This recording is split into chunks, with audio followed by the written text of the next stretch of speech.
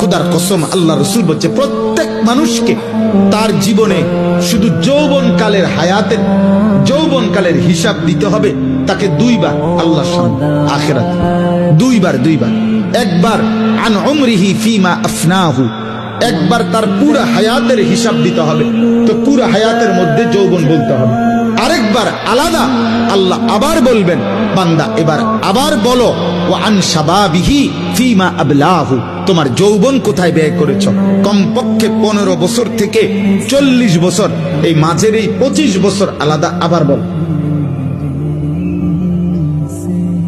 আবার বলো।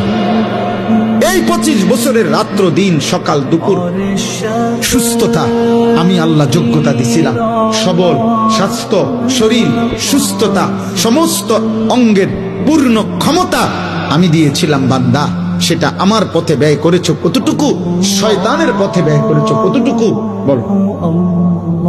সেদিন বুঝবা আব্বা ফেরেশতার এক এক লাথি কি জিনিস, সেদিন বুঝবা।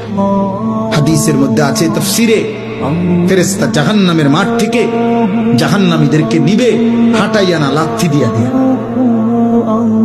একটা লাথি দিয়া দিয়া, ফেরেশতা লাথি দিয়া দিয়া নিবে।